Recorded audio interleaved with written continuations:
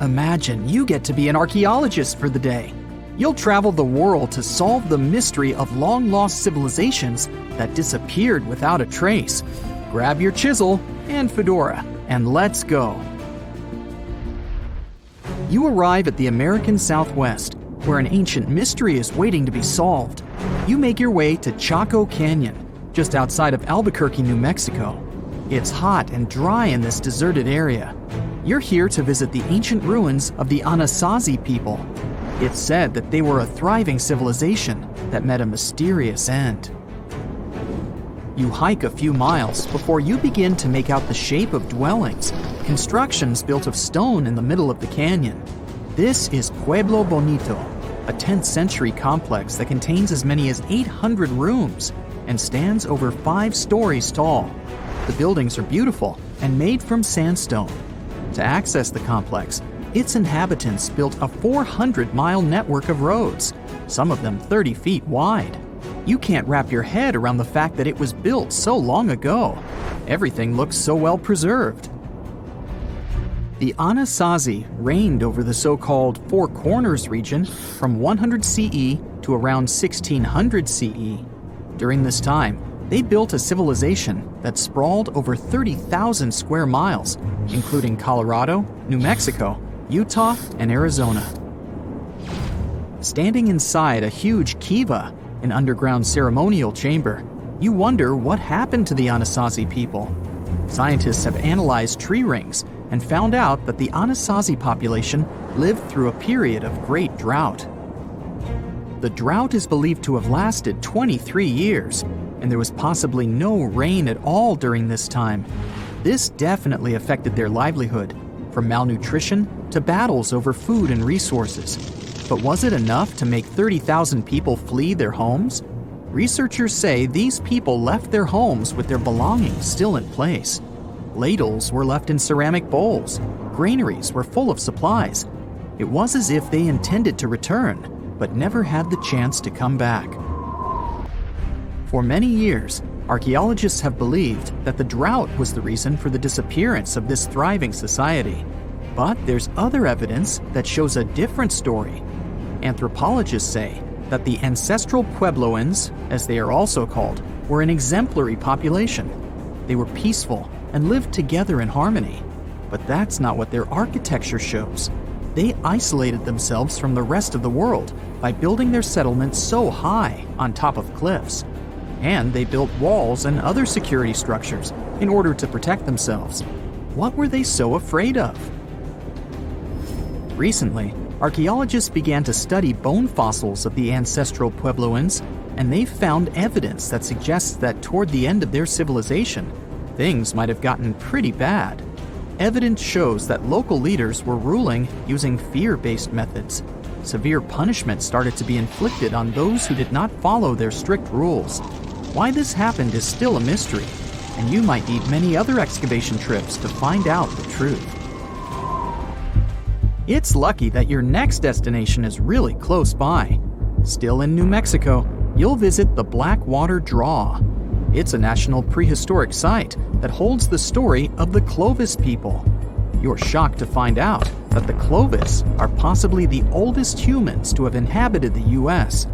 They were the first humans to allegedly cross the Bering Strait and follow the ice-free trails down to the U.S.'s southern plains. Try to picture what this area looked like when the Clovis people roamed this land. A huge spring-fed lake with mammoths, giant sloths, saber-toothed tigers, and bison much bigger than the ones we have today wandering around. The archaeological site you're visiting shows that the Clovis population were big game hunters. You're able to identify the bones of several mammoths and even the stone tools that our prehistoric ancestors used to hunt them. Some of these date back to 13,000 years ago, aka the end of the last ice age. You're presented with two possible theories on the disappearance of the Clovis population. It's possible that during the final 1,500 years of the last ice age, changes in climate caused a shortage of food. Scientists also believe that this situation was worsened by overhunting. Another theory suggests that a large meteor hit North America. and this was enough to alter the climate and make the Clovis people migrate southward to try to survive.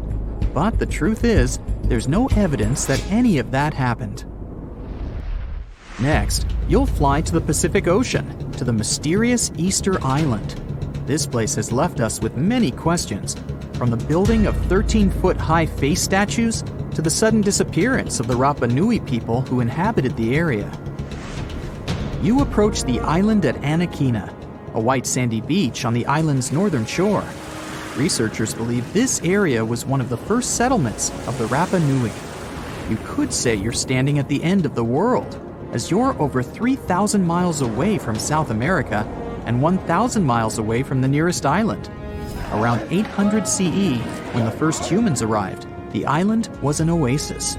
Today, the area is mostly deserted. You get your first clue on the fall of the Rapa Nui from an excavation pit you open at the beach. There's clear evidence of human presence: charcoal, tools, and bones, some of them belonging to rats. Bingo! When humans arrived at Easter Island, they brought along rodent companions. They probably didn't know this at the time, but these rodents would contribute largely to their demise. Rats love palm trees, which helped to deforest the natural vegetation of the island gradually over the years. But there's another clue. Looking into genetic data, you discover that South Americans came into contact with the Rapa Nui around 1722. What might have happened to this population is the same that happened to other more isolated groups. The contact with foreign groups brought about diseases that possibly led to the end of the Rapa Nui. To finish off your trip, you're headed to Cambodia. The country was once home to the Great Khmer Empire from the 9th century CE to the 15th century CE. The ruins of this place are magnificent. Your main excavation site is the Plains of Angkor, built alongside the Mekong River.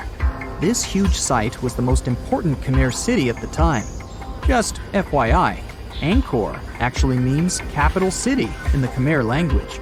The Khmer were able to build a huge network of roads connecting Angkor with the rest of the empire. And it's believed that up to 1 million people were spread throughout the Khmer Empire at its peak days. It was the largest pre-industrial city in the entire world.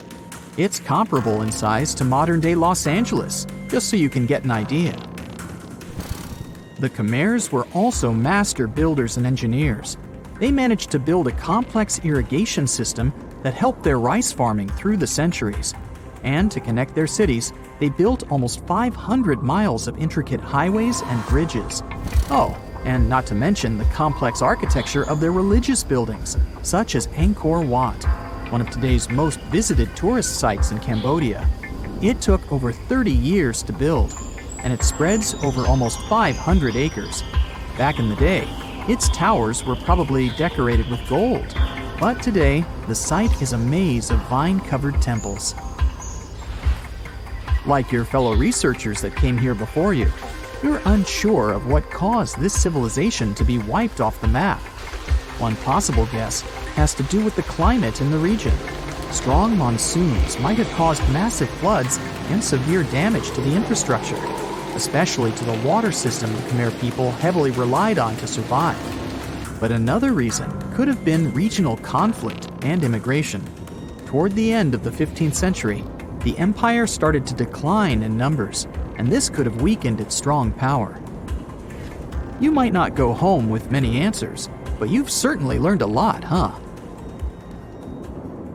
That's it for today. So hey, if you pacified your curiosity, then give the video a like and share it with your friends. Or if you want more, just click on these videos and stay on the bright side.